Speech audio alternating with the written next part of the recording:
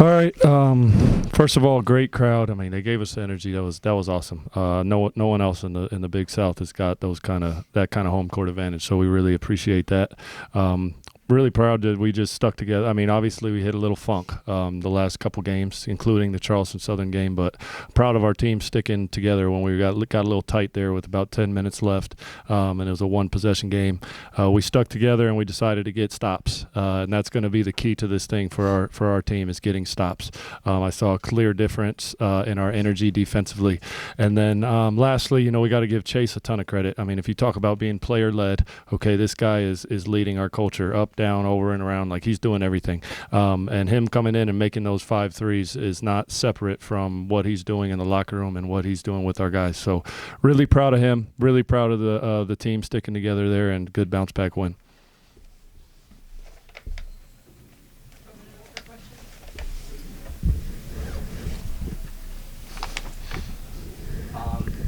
For Terry. Terry, you've been a player that has been around high point for a while now. You watched a lot of your old teammates leave. You've seen all the adversity this program has seen. What does this season mean to you, and kind of how much you stepped up so far? I mean, this season means a lot because, I just want to go back to the tournament and actually win a game and do something real special here because I grew up on here and I love the people here, and, it's just a culture for me. Coach, I have a question. How can we improve the 50% from the field goal? You're saying defensively? Well, 50% is pretty good. So that would be right now we're about 53%, which is top 10 in the country. So if we can shoot 50% every game, that's great. Now, if we can do better, I'll take it. But I would take around 50% per game. Now, but I would say that I'll say this. Last game, our defense didn't lead to easy baskets offensively, and we weren't shooting a good percentage in the first half. So we shot 41% in the first half because we weren't turning them over and we weren't getting easy buckets in transition. In the second half, shooting 57%, that's a direct correlation to our defense getting better and getting some easy baskets. And if Terry would have dunked that one at the end, we would have been a little better, but you got to be a good sport. Chase, you've had an up and down season, but like Coach mentioned, you had that big run. 5 3-pointers. Just speak on this game and what it's going to mean for you going forward. Yeah, well, first off, I just want to give all glory to my Lord and Savior, Jesus Christ. That's why I'm here. That's why I'm able to be the teammate I am. It was a great game today, but just trying to stay level grounded, fix my eyes on Him, and just be the teammate that Coach calls me to be, and my players want me to be, and just be there for them whenever they need me. That's my role this year. So. For either of the players, what led to you guys finding another gear, that good running and picking up the defense? I mean, we just stay committed to the course, Chase-o. I would say getting Owen back in the second half was huge for us. A versatile 5-man that's a leader that's been to the tournament, so he knew, if we keep slipping the way we are, then we could have dropped the game tonight. So he came out with some big leadership in the second half, and Coach held us accountable at halftime, which was, was good for us. It's not what we really want, but it's good for us in that moment. So. Coach, every time you guys have lost a season, you've always been prepared. You can kind of last year bounce back. Yeah, I mean, we haven't lost 2 games in a row since Coach Huss's first 2 D1 games. So that was early November 2023. So that's just kind of been our thing. We've bounced back. I don't like to talk about it much because then you feel like you're going to jinx it. But that's the longest in the country of anybody not lose 2 games in a row. So, that's what I expect from these guys. Now, the key for us to not be the 23-24 team and be the 24-25 team is to have the habits of doing it every single game. And that team last year decided right around this time, we were 3-2 in league. They decided to be player-led, and they decided to commit to defense every single time. The coaches didn't change a thing. It was player-led, and, that's why somebody like Chase is sitting up here. And I'll even go back to the previous question. Like, Terry decided to get in a stance Terry decided to be low and wide. We paid a little more attention to detail on our scout that we have a couple things scout specific that we're trying to do that we were just missing. Like we completely missed against Winthrop, just completely disregarded our scout. So that level of focus is what the team last year did when we turned the corner and did big things. So that's going to be the key for us. And that's why, we'll always do it after a loss, but you can't be that team. You can't be the up and down team if you want to do great things. So we have to be able to focus when we have a bunch of wins in a row. Coach, that backcourt tandem with Rob and Conrad, just speak on those two. Chase and Terry are huge in the second half, but Conrad and Rob really stepped up in the second half and helped you guys on that 18-4 run. Just speak on that pair. Yeah, I mean, it's Rob and Conrad are two of the best point guards in mid-major basketball.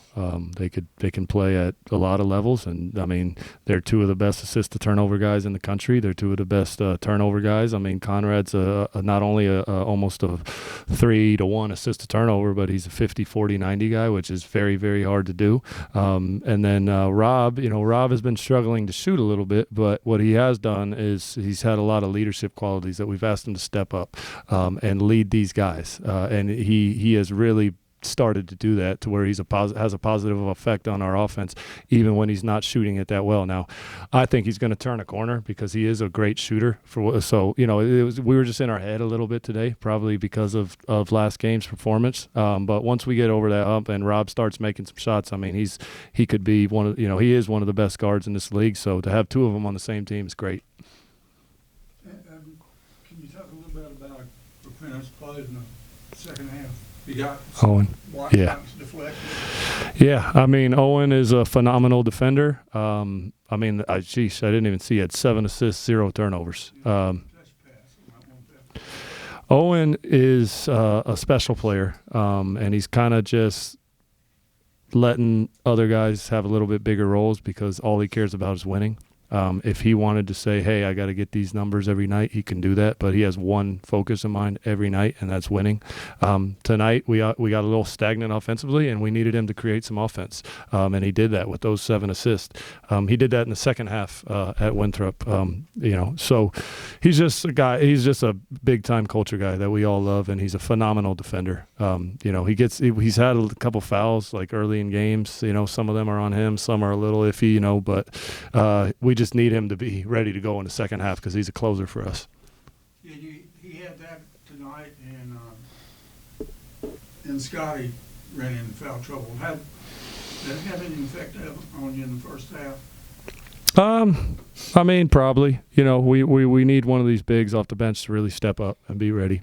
So I'm challenging them. There's minutes available, opportunity available. It's pretty clear. I mean, we gave up 13 offensive rebounds in that first half when Owen was out. We gave up 1 in the second half. It's a pretty big deal. We gave up 4 in the second half, but we only gave up 1 after the first media in the second half. So we're looking for a little answer right there, but yeah, that's pretty much it with our big situation.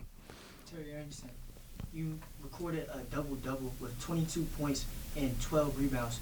Could you speak about your performance? I mean, I feel like I didn't play that well, for real, to be honest. That's all I got to say. I'm thankful for the team, man. They picked me up at halftime. Coach was getting on me a little bit at halftime and made me pick myself up.